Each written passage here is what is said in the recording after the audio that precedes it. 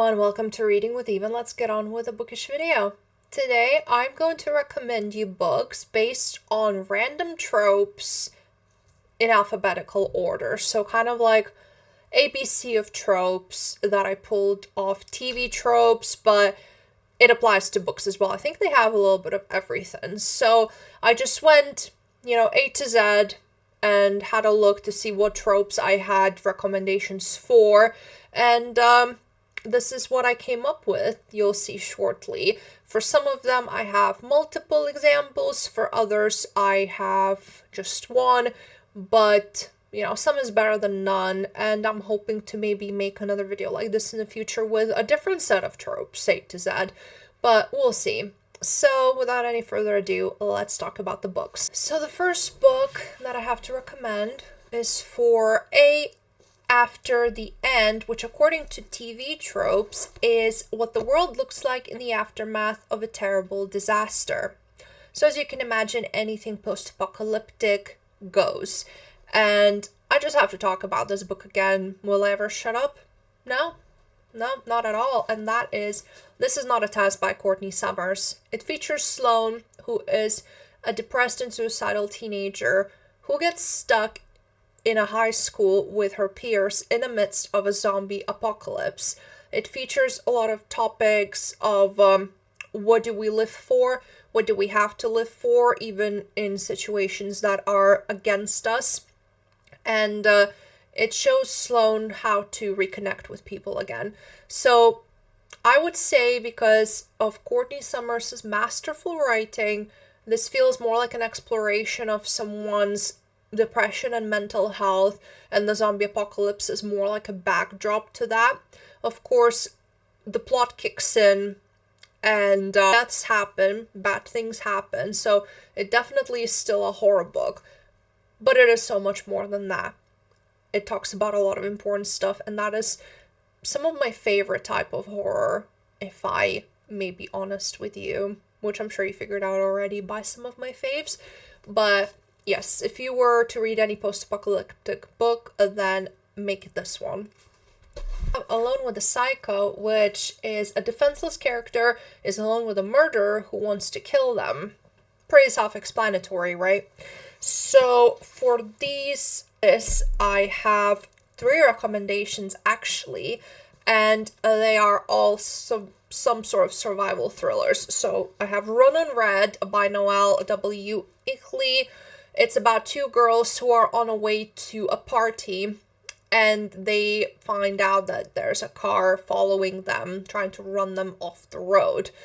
And it happens in the first few pages. It just gets wilder from there.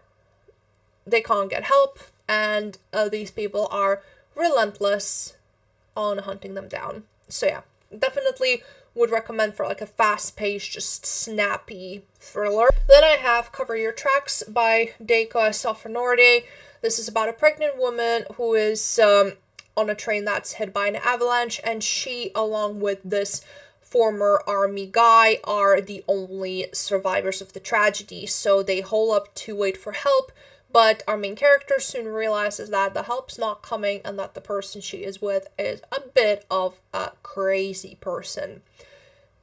Doesn't help that she needs to give birth. So yeah, definitely as alone as one can be with a psycho as you can get with this book.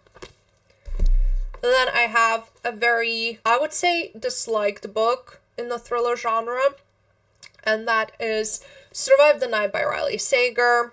This follows our protagonist, Charlie, who, it's set in the 90s. She not hijacks, but she joins this ride-share thing to get back home, and she starts thinking that the guy who is driving the car is the campus killer who killed her best friend a few months ago, which is the reason why she wants to leave, because she is having survivor's guilt and she can't deal with it. Yeah, it is very divisive. A lot of people despise it. I had a good time with it, although it is not without faults. I have spoken about it, I think, multiple times already, so I will refrain, but it definitely meets this trope. And I have the trope Always Night, which, again, self-explanatory. A location or story in general is in constant and unending darkness. Five Survived by Holly Jackson follows 6 young adults who are on their way to spring break, and they get gunned down by a sniper who says that one of them has a secret that they want, and if they don't tell them that secret, everyone in the RV will be dead. That's all we need to know, really. And it definitely meets the trope, as the pretty much 95% of the action takes place during that night. So yeah, backstory horror trope, which again, all of these are self-explanatory. I would say something horrifying happened in the character's backstory. Duh. And I actually have 3 recommendations for this. I have Sharp Objects by Gillian Flynn, one of my favorite thrillers of all time. It follows Camille, who is a reporter. She goes to her hometown to investigate a missing girl and a murdered girl, like both teenagers. She has to live in her family's home to do so, and she carries a lot of trauma. It is slowly revealed throughout the book what exactly happened to her when she was younger to make her the way that she is, and it is pretty horrifying stuff. It is definitely a dark thriller, so I would definitely check trigger warnings before going into this one, but I was floored in the best way. I loved it. Then I have Boy Parts by Eliza Clark. This follows Irina, who takes unconventionally attractive male photos, but she also has a bit of Patrick Bateman inside of her, if you know what I mean. It's a good exploration of internalized trauma from bad things that have happened to you that you don't know how to deal with, because some of the stuff that's happened to Irina before the book and then during the book, it is pretty messed up, and the way she deals with it, I mean, can't be too mad at her. So yeah, this is definitely a lit fic rather than like an outright thriller or anything, but it does have some sort of like elements that will make you go like, what am I reading? So yeah, would recommend absolutely. And I also have Animal by Lisa Taddeo. This is again like an unhinged sad girl lit fic, and it follows a Joanne who, so the traumatic event happens right at the start of the book. She is on a date with this man, and another man walks in, the one who she's been like with, kind of, and he commits suicide in front of her, and she flees the city and whatnot. This is just one of the things, though, because she starts unraveling throughout the story, and we find out there's a lot of stuff from her past that made her the way she is today. It is not a book for everyone. It is quite triggering and quite upsetting as it deals with the trauma. So I would definitely also check trigger warnings if you are interested, but if you can handle it, I would recommend, because it is written really, really well. And we have Campbell Country, Creepy Communities in the British Isles. I will take that Isles or Islands. And The Lighthouse Witch is by C.J. Cook. It fits because it follows this weird, creepy community in Scottish Highlands that our family in question goes to, and all of them but one go missing, and then 20 years later, the sister of the one girl who was left appears, not having aged a day. So yeah, this is definitely more like a darker kind of fantasy, it's still set in our world though, story. This won't be for everyone, I don't think, but if, like, creepy, little bit of witchy vibes are your thing, then do pick that. I have Camp Unsafe Isn't Safe Anymore. Seemingly safe side is actually dangerous. And I went with the camp, again, to match the trope, and I have 2 books. I have You're Not Supposed to Die Tonight by Kaylin Barron, which is, kind of like an escape room turned slasher camp where people can live out this experience. On the closing weekend, our main character finds out that it's actually real and it's very much happening and people are dying. So she has to use her slasher knowledge to survive. It gets into a bit of a weird thing in the last third, but as far as the trope goes, it definitely matches because they're not safe there. And then I have The Last Time I Lied by Riley Sager. This follows Emma, who as a teenager, she was at this camp for rich people, and the 3 bunkmates that she had went missing, never found. And then she's invited to return to the camp for like the grand reopening as an artist, like a art teacher. because she's an artist is what I meant to say. And yeah, things start happening again, and she wants to get to the bottom of exactly what went down, what happened to her friends all those years ago. I would say that this is definitely the Riley Sager book that a lot of people enjoyed, because his catalog has a lot of mixed reviews. So this one is definitely more highly regarded. So I would speak for myself and for those people who told me that you should pick this up if you like summer camp thrillers. Maybe not this time of year, maybe save it for next summer, but yeah, would recommend. Then we have Deal with the Devil, which, I mean, there was no other book that I could mention here, apart from In the Invisible Life of Addie LaRue. I feel like everyone knows what it's about. Addie makes a deal with the devil because she doesn't want to marry someone in the early 1700s, sorry. And obviously, be careful what you wish for. The deal is not what she thought. So no one has a memory of her as soon as they leave the room, like as soon as she's out of sight. They don't remember who she was, so she can't make friends, she can't work, she can't do anything. So she spends 300 years alone and miserable until she meets someone who remembers her.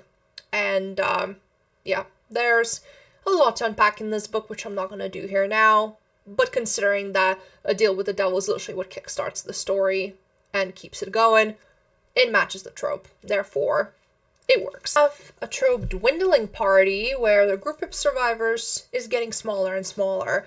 So any thriller kind of suffices where you're in an isolated setting. So I went for a 1x1 by Ruth Ware. A group of co-workers go on a ski chalet trip to discuss certain business things, and they start dying one by one. That's all you need to know, really. And 10 by Gretchen McNeil. This is about a group of teens who go on this party and get cut off by a storm, but then they find out that the party was not what they thought. It's very meticulously planned to get revenge on certain people for certain things, and they also start dropping off like flies. So, yeah. Then I have The End or Is It trope, which it's like a classic twist ending sort of thing where things aren't as they seem. And it's hard to recommend without spoiling the plot, but I will just say Suburban Hell by Maureen Kilmer. It's kind of like Desperate Housewives meets My Best Friend's Exorcism. A group of middle-aged women, they have their like wine nights, book club sort of thing, until one of them starts acting really weird and they think that she's been possessed, so they have to help their best friend. So, yeah, I personally loved this book, and don't know if it was a 5-star, but it doesn't matter here necessarily. It matches the trope in a sense that what they're fighting, it's not what they think they're fighting, if that makes sense. And then it comes clearer in the second half of the story. That's all I'm gonna say. I have Fate Worse Than Death, which again, pretty self-explanatory. Someone suffers fate so horrific that death would be much more merciful to them.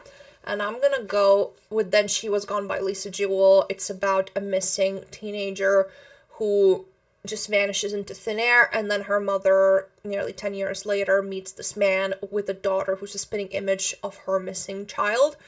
And again, I can't say much more.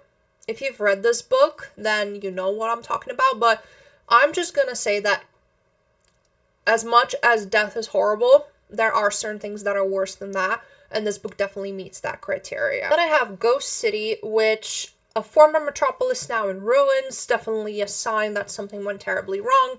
I'm gonna go with like more of a smaller town kind of vibe, and I'll recommend The Lost Village by Camilla Sten, which is about a group of documentary makers who are going to this, well, village, town sort of thing, bit rural in Sweden, and the catch is that everyone there just vanished one day.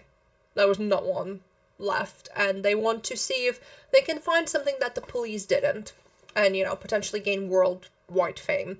And, yeah, that definitely, I think it meets the criteria.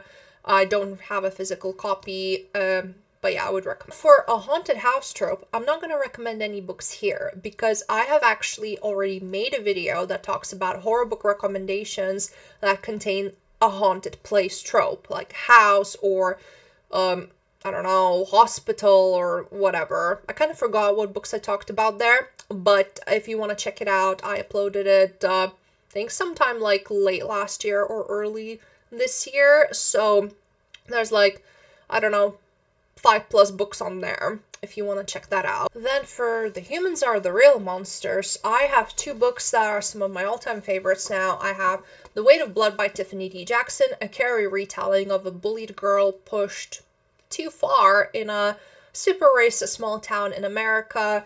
And I have The Mary Shelley Club by Molly Goldovsky, about a group of entitled people who take their pranks just a little bit too far. I know it seems like I'm kind of blowing through the synopses and stuff, but I've talked about all of these books before, so I feel like if you want like a bit of a more in-depth, then you can always just have a look, or, you know, maybe like have a bit of a Google. But as far as I'm concerned, as the important thing to mention here is why it matches the trope. So yeah, both of these books feature people being horrible to our main characters. And despite any potential supernatural happenings, it is the humans that are the real trouble, the real terror in these stories. So yeah, it fits. And for Indian Burial Ground, which I know is a very specific trope, but I was a bit struggling on the I ones, and it just says buildings that were constructed in Native American cemeteries on Native American cemeteries tend to be cursed or haunted by the vengeful spirits of dead natives. This one is going to be a very obvious recommendation because it's like a huge plot point, but it is Pet Sematary by Stephen King.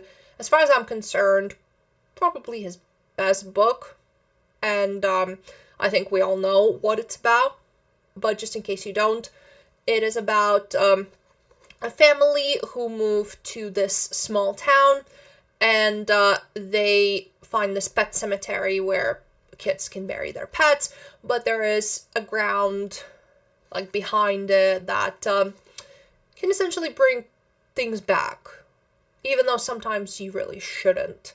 And there is a scenario where our main character thinks that bringing something back is a good idea. Spoiler alert, it's not. That's all you need to know. So yeah, for that trope, it's a classic, which, I mean, you probably have read already, but it still matches. And for a jump scare, which again, I feel like it's very self-explanatory, I have Night Shoot by David Sodergram. It is about a group of wannabe filmmakers who go to this mansion to do a slasher movie. Actually, I don't think it was a slasher movie. I think it was more like a hauntings movie, but it turns into a real-life slasher as they get picked off one by one. And there's definitely some jump-scary material there as the characters get startled by their killer. So, yeah, fun times. Then I have Kiss of the Vampire, which, again, very self-explanatory to the point where it doesn't even have a description next to it. And for that, I would recommend Southern Book Club's Guide to Slaying Vampires by Grady Hendrix. It follows Patricia, who is a housewife. Her only solace is a book club. She gets attacked one night walking home, and somehow she thinks she should apologize to like the nephew of the person who attacked her, and then this guy just starts inserting himself into her life and whatnot. And yeah, she starts thinking that he might be a vampire who's attacking the kids in the neighborhood. Let's just say that doesn't really land well with the rest of the people in the town.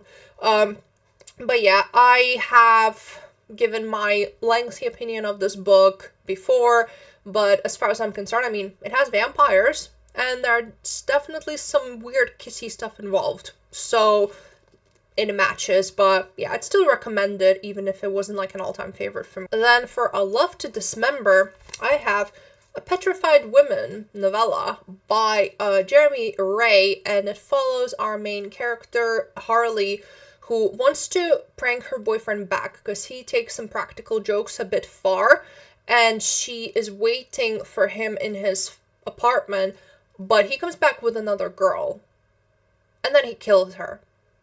So she's now stuck in an apartment with a killer, you know, how to get herself out of that situation.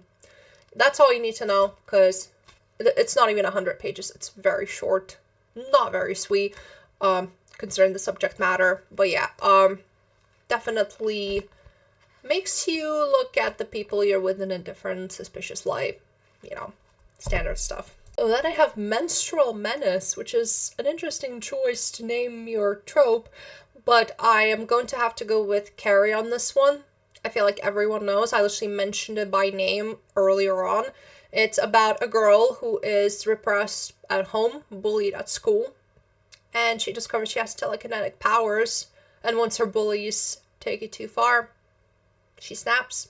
I mean, is it the first good for her book ever written? For discussion, but yeah, it's something, and it's a classic, so maybe I'm not offering anything new by recommending it, but if the shoe fits, or should I say if the trope fits, I think I'm funny. It's scarier, so we don't exactly see what the horror is, but it's still pretty damn terrifying, and I will recommend Our Wives Under the Sea for this. It's a lit fig horror about it's about a lot of things actually, but the essential bit is that one of the characters, she went on a deep sea mission and she was gone for 6 months when she was meant to be gone for 3 weeks, and she's been acting weird ever since coming back. And the horror part of this book is very creepy, and a lot of it is because we don't actually see what's happening. We see like a glimpse of something, but it's all up for our imagination to decipher that. And sometimes that definitely can be scarier. I'm not sure why I wasn't holding it as I was talking about it, because I have it. It's one of my favorite books of the year. I mean, bit of a spoiler, I guess.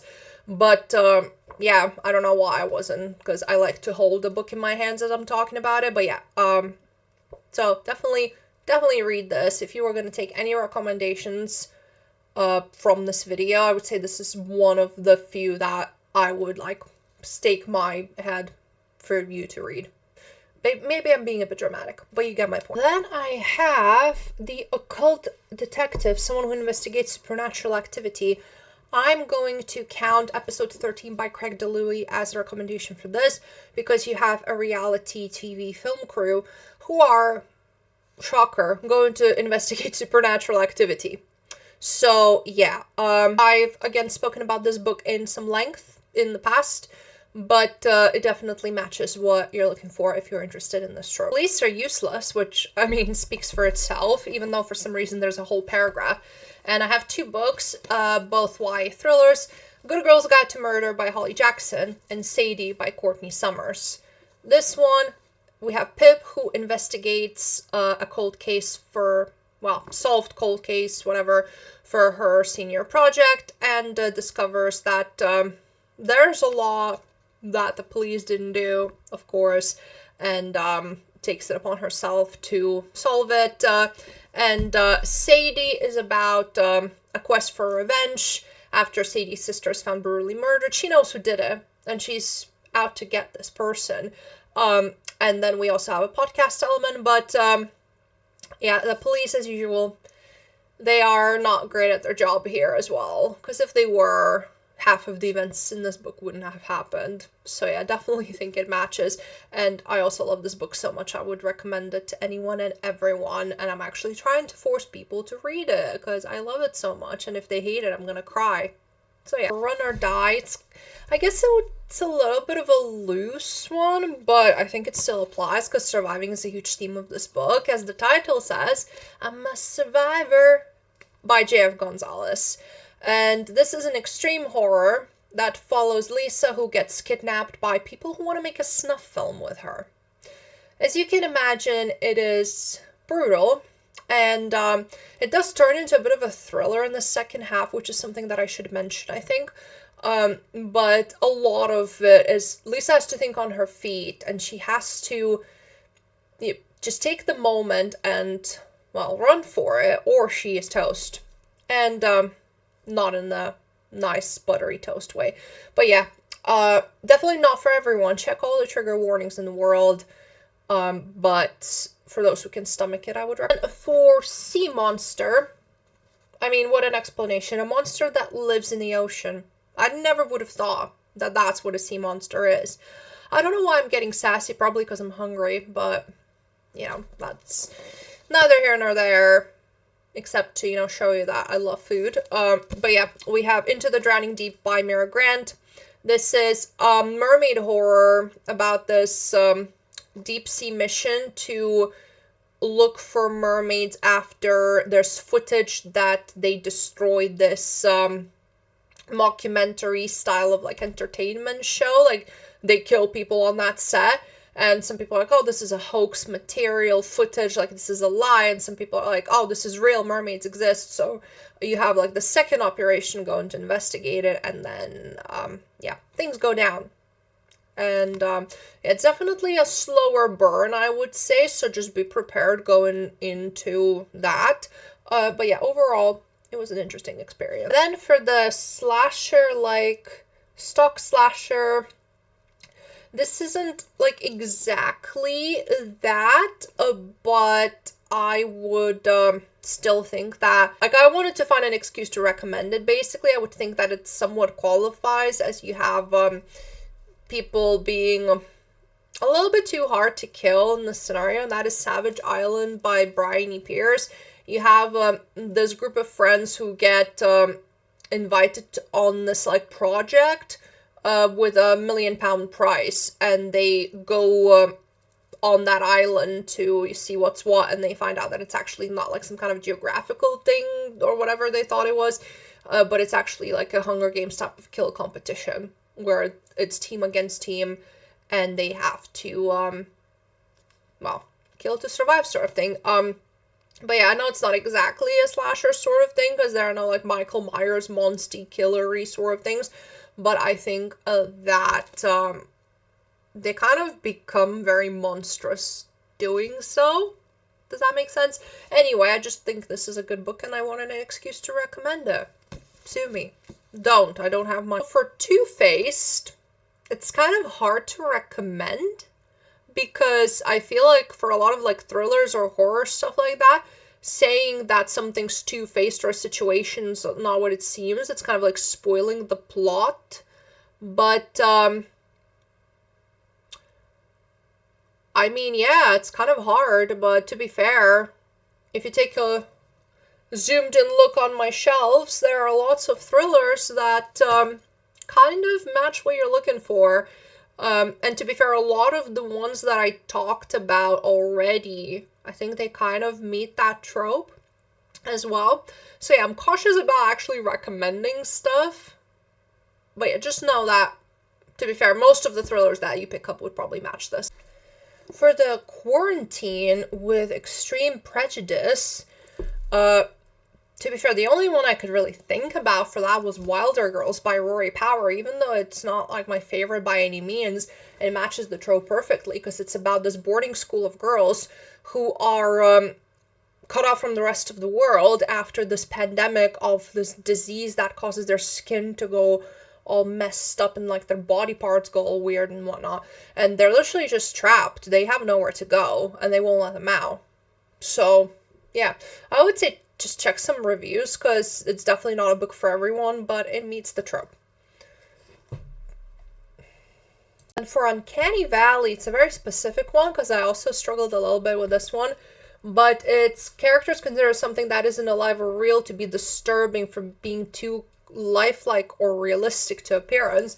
And I'll have to go, it's The House That Horror Built by Christina Henry. It's about a single mother working for this recluse horror director as his maid, and he has this collection of props that look a bit too lifelike. There's a lot more to this book, but that's where the trope comes in, and that's actually where a lot of the horror aspect comes from, because she spends a lot of the time cleaning those props, and she thinks that something's not quite right there. So yeah. Then for Vengeful Ghost, I have Say Her Name by Juno Dawson. It's about a boarding school that gets haunted by a Bloody Mary type of ghost. That's all you need to know, really. It is YA, but it is a nice quick read with genuinely creepy moments and a nice plot twist, which I'm not going to spoil, but if you know, you know. But yeah, this ghost is out for revenge, so she's troping. And we have womb horror. And again, interesting choice of name, but I couldn't pick any other book than The Push by Ashley Audrain, because this is easily the scariest book I've read all year, if I'm honest. I mean, what's scarier than false expectations from society when it comes to being a mother? I mean, I can only imagine, but it's pretty terrifying. So yeah, this is told from the perspective of Blythe, who believes that her child is evil, but her husband is like, you're just not being a good mom, so chill out. Actually, don't chill out, because you need to do all the work while I just reap the rewards, sort of thing. I have strong feelings about what's happening in the story, so I might make a whole video about this book alone one day. I don't know. I feel like I don't often want to do videos focusing on just one book, because I read so many, not a humble brag, but like I read so many that if I made a video for every book that made an impression on me, I would just be ranting and ranting. But yeah, I just pick and choose. But yeah, this is definitely one of those few that I would probably one day make one. And then I have What Happened to Mommy, and what better book to recommend than The Reappearance of Rachel Price.